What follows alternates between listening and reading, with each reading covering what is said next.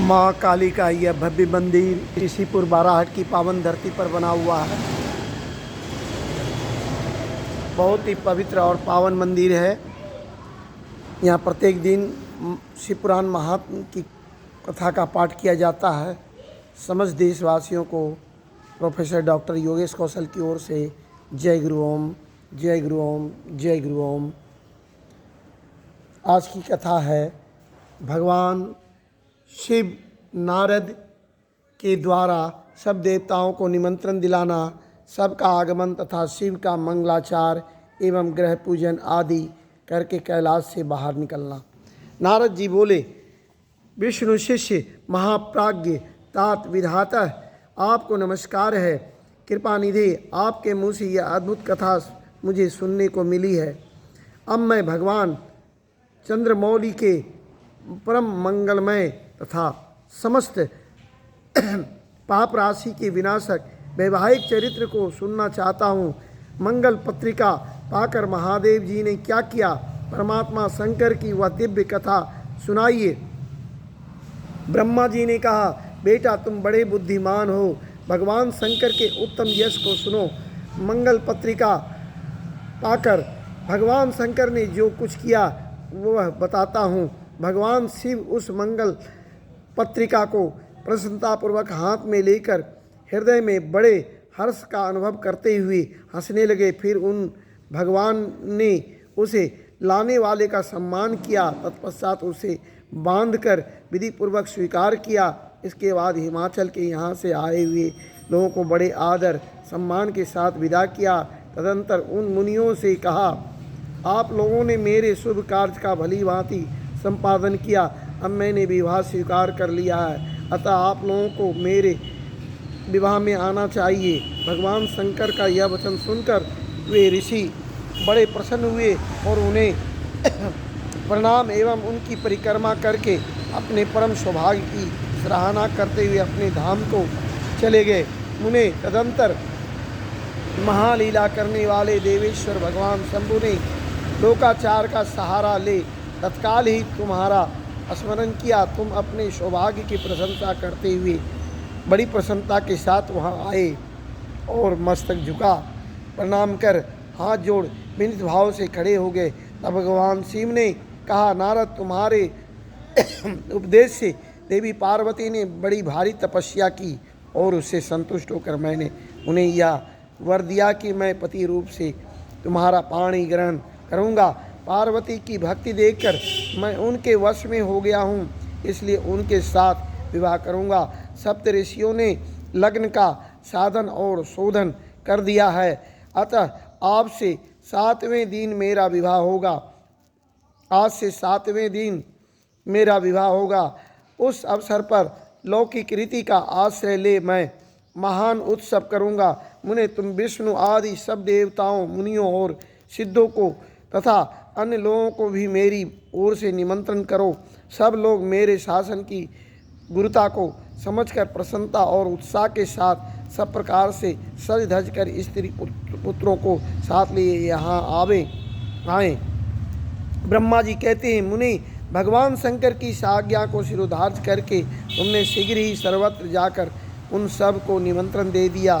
तत्पश्चात शंभु के पास आकर उनकी आज्ञा के अनुसार तुम वहीं ठहर गए। भगवान शिव भी उन सब देवताओं के आगमन की उत्कंठा पूर्वक प्रतीक्षा करते हुए अपने गणों के साथ वहीं रहे।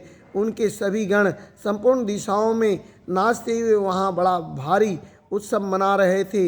इसी बीच में भगवान विष्णु सुंदर वेश धारण किए अपनी पत्नी और दल बल के साथ शीघ्र ही कैलाश पर्वत पर आए और भक्तिभाव से भगवान शिव को प्रणाम करके उनकी आज्ञा पाकर प्रसन्नतापूर्वक उत्तम स्थान में ठहर गए। इसी प्रकार मैं अपने गणों के साथ स्वतंत्रतापूर्वक शीघ्र ही कैलाश गया और भगवान शंभु को प्रणाम करके अपने सेवकों सहित सानंद वहाँ ठहरा। तदंतर इंद्र आदि लोकपाल और उनकी स्त्रियाँ आवश्यक सामान के साथ खूब सज धज कर वहाँ आई। वे सब के सब उत्सव मना रहे थे। तत्पश्चात मुनि, नाग, सिद्ध, उपदेवता तथा अन्य लोग भी निमंत्रित हो उत्सव मनाते हुए वहाँ आए उस समय महेश्वर ने वहाँ आए हुए सब देवता आदि का पृथक पृथक स्वागत सत्कार किया। फिर तो कैलाश पर्वत पर बड़ा अद्भुत और महान उत्सव होने लगा। देवांगनाओं ने उस अवसर पर यथा योग्य नृत्य आदि किया। विष्णु आदि जो देवता भगवान शंभु की वैवाहिक यात्रा सम्मान कराने के लिए इस समय वहाँ आए थे, वे सब यथास्थान ठहर गए। भगवान शिव की आज्ञा पाकर सब लोग उनके प्रत्येक कार्य को अपने ही कार्य समझकर नियंत्रित रूप से करने लगे और इसे शिव की सेवा मानने लगे। उस समय सातों मातृकाएं वहाँ बड़ी प्रसन्नता के साथ शिव को यथायोग आभूषण पहनाने लगी। मुनिश्रेष्ठ परमेश्वर भगवान शिव का जो स्वाभाविक वेश था वही उनकी इच्छा से उनके लिए आभूषण की सामग्री बन गया। उस समय चंद्रमा स्वयं उनके मुकुट के स्थान पर जा विराजे। उनका जो सुंदर ललाट वर्ती तीसरा नेत्र था वही शुभ तिलक बन गया। मुने कानों के आभूषणों के रूप में जो दो सर्प बनाए गए हैं वे नाना प्रकार के रत्नों से युक्त दो कुंडल बन गए। अन्यान अंगों में स्थित सर्प उन अंगों के अति रमणीय नाना रत्नमय आभूषण हो गए। उनके शरीर में जो भस्म लगा हुआ था वही चंदन आदि का अंगराग बन गया और उनके जो गज चर्म आदि परिधान थे वे सुंदर दिव्य दुकूल बन गए। इस प्रकार उनका रूप इतना सुंदर हो गया कि उसका वर्णन करना कठिन है। वे साक्षात ईश्वर तो थे ही। उन्होंने पूरा ऐश्वर्य प्राप्त कर लिया। तदंतर समस्त देवता यक्ष दानव नाग पक्षी अप्सरा और महर्षिगण मिलकर भगवान शिव के समीप गए और महान उत्सव मनाते हुए प्रसन्नतापूर्वक उनसे बोले, महादेव महेश्वर, अब आप महादेवी गिरिजा को ब्याह लाने के लिए हम लोगों के साथ चलिए इस हम पर कृपा कीजिए। तत्पश्चात विज्ञान से प्रसन्न हृदय वाले भगवान विष्णु ने भगवान शंकर को भक्तिभाव से प्रणाम करके उपर्युक्त प्रस्ताव के अनुरूप ही बात कही।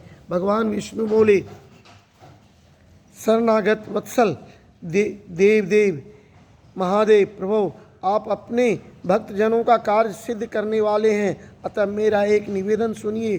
कल्याणकारी शंभो, आप क्रिया सूत्रोक्त विधि के अनुसार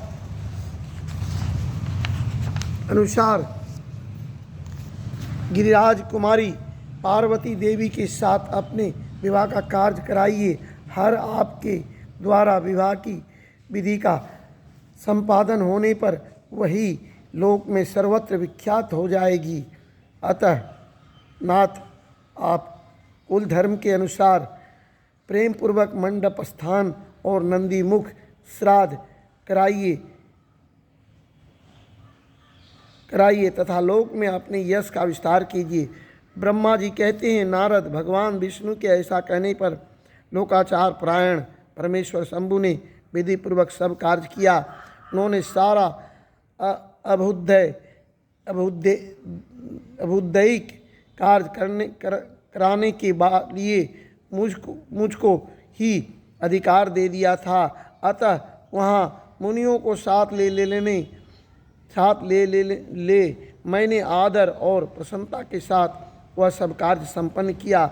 महामुनि उस समय कश्यप, अत्रि, वशिष्ठ, गौतम, भागुरी, गुरु, कर्ण, बृहस्पति, शक्ति, जमदग्नि, पराशर, मार्केंडे, शिलापाक, अरुणपाल, अकृतश्रम, अगस्त्य, च्वन, गर्ग, शिलाद, दधीचि, उपमन्यु, भारद्वाज, अकृत वर्ण, पिपल्लाद, कृषिक, कोत्स तथा शिष्यों सहित व्यास ये और दूसरे बहुत से ऋषि जो भगवान शिव के समीप आए थे मेरी प्रेरणा से विधि पूर्वक वहाँ अभ्युदयिक कर्म कराने लगे।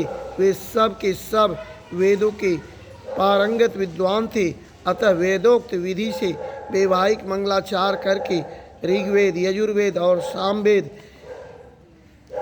विविध उत्तम सूक्तों द्वारा महेश्वर की रक्षा करने लगे।